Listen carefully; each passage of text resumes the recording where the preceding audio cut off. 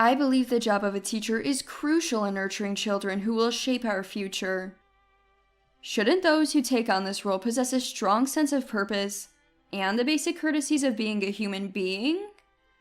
The thought of someone unfit for teaching in such a position. Am I the only one that finds this frightening? My name is Matilda. I work as a teacher and am currently teaching world history at a middle school on Maui, Hawaii. Maui is about 2,360 miles away from San Francisco. It's usually a remote island with few flights, far removed from the urban image of San Francisco.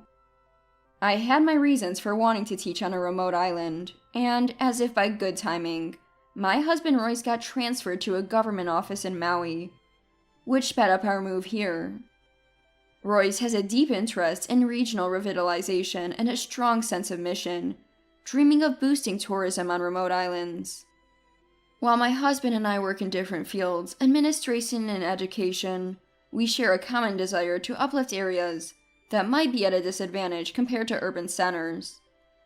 But putting Royce's story aside for a moment, I became a teacher largely due to my parents' influence.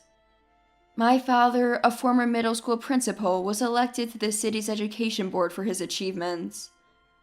My mother, after 25 years as an elementary school teacher, became an education advisor, offering guidance to struggling teachers and parents, earning widespread trust. Growing up watching my parents, I aspired to be like them. Though I never attended their classes, the praises I heard and the words of gratitude from their students and holiday cards showed their caliber as educators. As their daughter, I felt a mix of pride and happiness, and a deep desire to become a teacher like them. To become a teacher, obtaining a teaching license is essential. One must earn a degree from a college or junior college, complete teaching practice, and acquire the necessary credits. With a deep desire to understand education, I entered a national university of education. Lectures by renowned professors and connections with like-minded peers expanded my skills and boosted my motivation. During my college years, I had two significant experiences, or memories involving two people. One good, one bad, but which one should I start with? There was a volunteer education research group in college. This group actively exchanged ideas with other universities and focused on networking with like-minded individuals. At these regular meetings, not only were there social gatherings, but also opportunities to present our views. At one such meeting, I, representing my university, passionately spoke about my studies and my eagerness to excel as a teacher. After my presentation, the room erupted in applause and praise. A moment of great satisfaction and joy for me. It was then that Ruby, a fellow student from another university, approached me. I felt disgusted by your naive and superficial speech. Can't you talk more realistically? It was a total waste of time. I was taken aback by Ruby's sudden and harsh words at our first meeting. I was merely expressing my aspirations as a teacher. I thought I was being realistic. What exactly did you find unsatisfactory? As I responded, Ruby turned red with anger, hurling irrational insults before leaving in self-satisfaction. I had never encountered someone like her before and was left dumbfounded. Then, another student from Ruby's university approached me with an apologetic look. I'm sorry about my friend. She was irritable for not being selected as a speaker, and seeing your great presentation just set her off. This backstory, though enlightening, made me question how someone so self-centered and verbally abusive could be suited for teaching. In subsequent meetings, I encountered Ruby again. Her disdain for me seemed entrenched, as she continued to mock me and exhibit a sense of superiority, clearly pleased with herself. You're not cut out to be a teacher. Your naive and weak-minded approach is exactly what I despise. Did you hear my presentation? It encompassed the entire reality and suggested future directions. It was infinitely more meaningful than your trivial talk. I don't want to see your face at these meetings. Why don't you just drop out of university? These were just some of Ruby's words, but to me, her presentation was meaningless, self-righteous, and violent in its dismissal of opposing views. She mistook the silence after her presentation for awe at her brilliance. Encountering such a person was my biggest regret in attending these meetings. But apart from that, they were an excellent opportunity to broaden my horizons. As you've noticed, this was the unpleasant part of my story. Now, let me share something positive. An unavoidable step for obtaining a teaching qualification is participating in teaching practice. Many aspiring teachers work as tutors in learning centers for experience. I too had taught at a tutoring center but felt a mix of nerves, anxiety, and excitement at the prospects of real school experience. My teaching practice began at a national high school affiliated with my university, allowing me to gain first-hand experience as a teacher. I learned a lot, often feeling overwhelmed, but I was determined not to let any of it slip through my fingers. Teaching practice, though just 3 weeks, led to a deep connection with one of my students. Rachel, a 9th grade student aspiring to be a teacher, often approached me with earnest questions. "Why did you choose to become a teacher, Miss Matilda? I wonder if I'm cut out for teaching. I'm anxious." There are many ways to be involved in education, right? I haven't formed a clear vision yet, so I'm not sure what to do. I took care to thoughtfully respond to Rachel's serious inquiries. Though I was not yet a teacher and lacked life experience, I saw myself in her and wanted to help. Rachel trusted me greatly, and though our time together was short, she considered me a mentor. On my last day, as I was leaving the school, she said, "I'll never forget meeting you, Miss Matilda. I'll work hard and seriously consider my path forward." Her words still resonate with me as if it were yesterday. A cherished memory with my first student. After graduating, I finally obtained my teaching license. Now, all that was left was to pass the recruitment exam to open the path as a teacher, but I had been contemplating deeply understanding education more. During my teaching practice, I saw Rachel struggling with her career path, and it made me wonder how to effectively convey meaningful information to someone like her. I wanted to delve deeper into both practical and theoretical aspects of education. So I decided to pursue graduate studies. In grad school, you set your own research theme and work towards it. I chose factors influencing approaches to personality development as my research topic.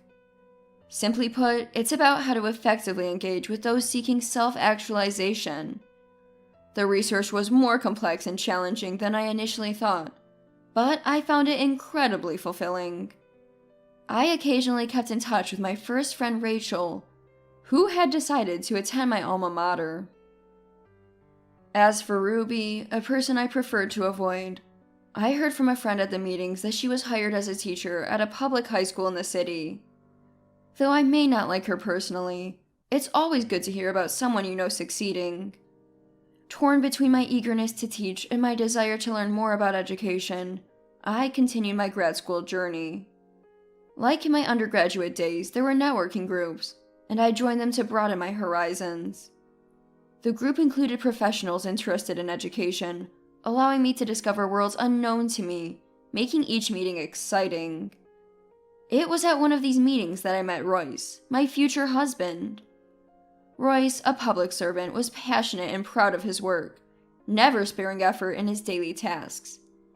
He was a great conversationalist, and our talks often set my heart racing. Eventually, I realized these flutters were signs of affection for Royce, which unsettled me as I had never been in a relationship before. Embarrassingly, I acted awkwardly around him several times due to my unfamiliar feelings. During this time of growing affection, Royce confessed his feelings for me, and we began dating, bringing me immense joy. As our relationship progressed smoothly and my graduate studies advanced, I finally graduated. I passed the teacher recruitment exam, was hired at a local high school, and received a marriage proposal from Royce. It was a time of significant beginnings in both my personal and professional life. Filled with high expectations of standing in front of students and interacting with them, I was ready to embark on my journey as a teacher. But a surprising event shattered these expectations. On my first day at the new school, I encountered someone I had hoped never to meet again. Ruby. By some twist of fate, she was working as a teacher at the same school I was assigned to. After my introduction on the first day, Ruby quickly started her harassment. "I'm surprised someone like you could become a teacher. How many years has it been since you graduated? And now you're just starting as a newbie? How incompetent can you be?" She scoffed. But I chose not to mention my graduate studies. It seems like an unnecessary hassle. When I remained silent, Ruby seemed to take it as a cue to continue her tirade against me. Despite years passing since our university days, her relentless animosity towards me was almost frightening. My subject was world history, and Ruby taught mathematics. Though our interactions were minimal due to our different subjects, Ruby always found a way to interfere. It was particularly burdensome when Ruby joined the committee for a school event. She had no business with my classes, but she would say, "Poor students having to endure your class. Luckily, they have my superior lessons as salvation. My students say they find my classes interesting and easy to understand." On the other hand, I never heard anything positive about Ruby's classes. I tried to ignore her, but that seemed to annoy her even more, making her provocations unbearable. A year of being tossed between my dream teaching life and the nightmare that was Ruby passed, and I was finally approved for my long-desired position at a remote island middle school. I wanted to implement my research theme, educational approaches to environmental differences, in a practical setting. Fortunately, Royce also received an assignment to the same island, allowing us to relocate together. When my transfer was confirmed, Ruby approached me, laughing. "Going to the countryside? Perfect for an incompetent like you. It's like being a fallen warrior." "It's for my research and a new challenge. Calling it countryside is disrespectful to the islanders." Unable to ignore her rude remark, I retorted only for her to laugh, and belittle my career choices, claiming it was pathetic. Convinced she was right, there was no reasoning with her. "I'm transferring to a prestigious private high school. They specifically asked for someone as capable as me." Ruby proudly boasted about being hired at a prestigious school. One a banished incompetent, the other an excellent and beautiful female teacher.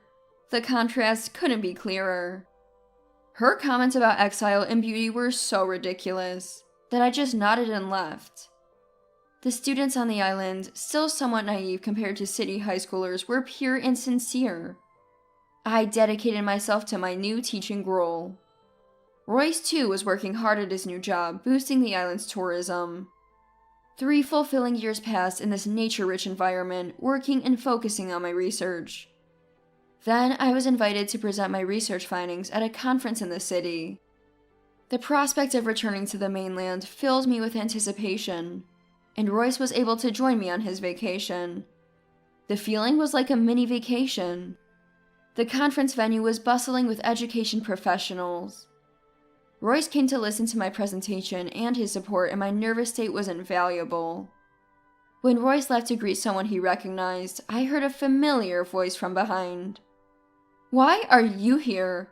This is a distinguished educational conference, not a place for a fallen warrior." I hadn't expected to encounter such a noisy woman here. "Are you presenting something?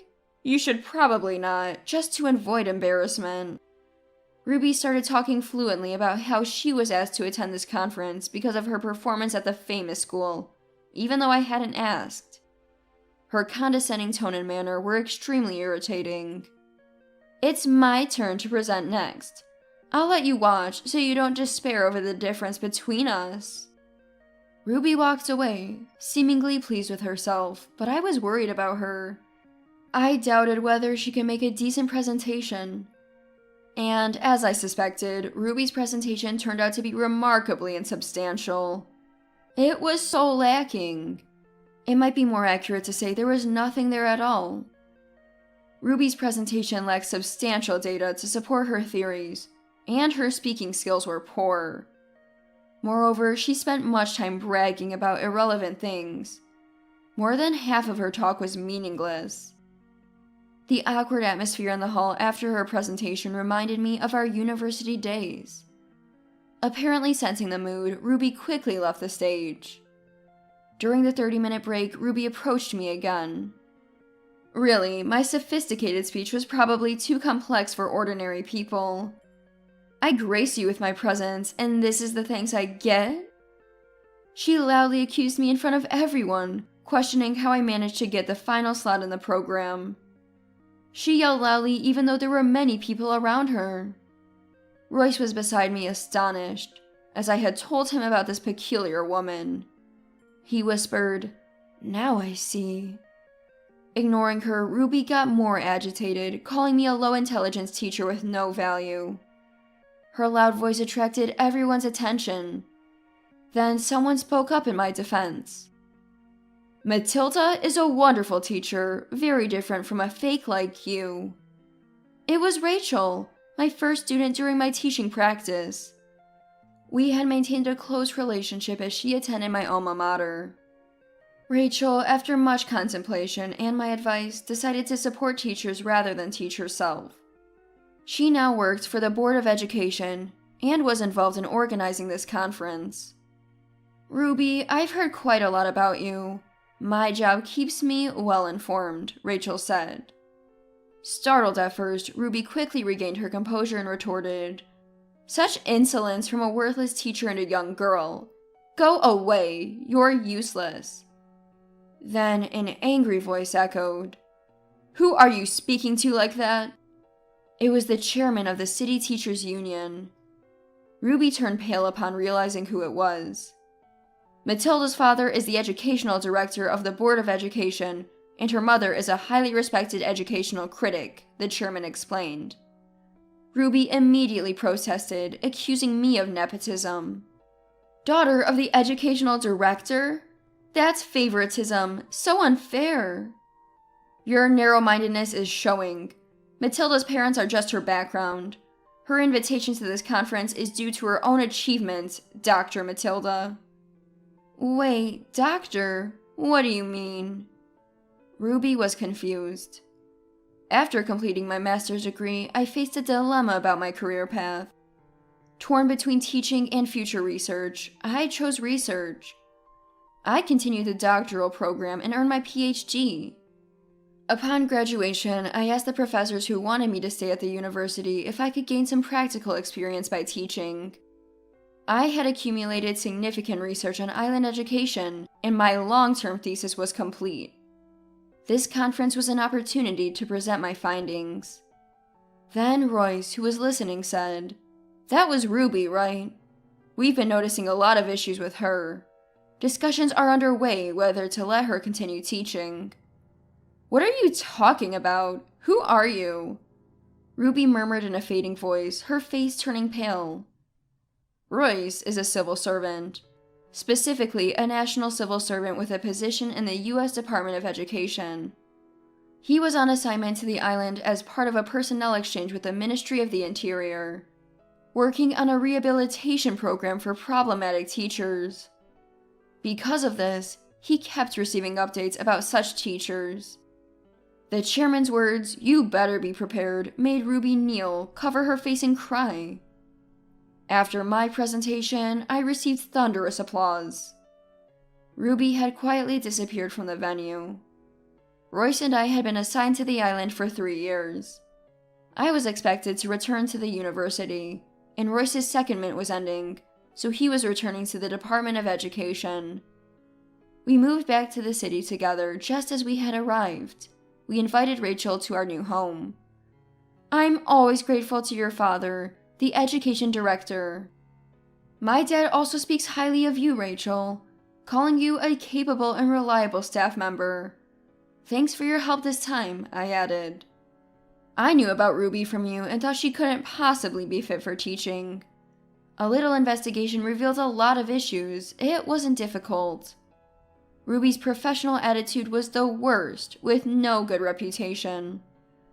She had managed to behave well during her transition to the private school, but her luck ran out, exposing her true capabilities and unsuitability for teaching. Her job at the private school was a 3-year contract, and she forced her way into the conference to try to extend it. Her participation in the conference, let alone her dreadful presentation, was unthinkable. Her plan to extend her contract through the conference ended in a disastrous result. The principal of the prestigious school, upon learning about her presentation and behavior at the conference, promptly terminated her employment.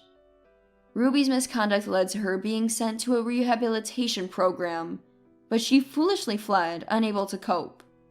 Ruby's abandonment of her duties has raised serious doubts about her suitability. A hearing for revoking her teaching license has begun. According to him, the revocation of her license was almost certain. Royce returned to his former position, finalizing the rehabilitation program, and was appointed leader of a new project. Rachel was making strides as a leader in reforming the working conditions of educational staff. I returned to the university to teach. Although it's different from teaching at middle and high schools, it's enjoyable and fulfilling, and I'm continuing my research, exploring new methods of education. I dream of my research nurturing the children of the future, making every day rewarding.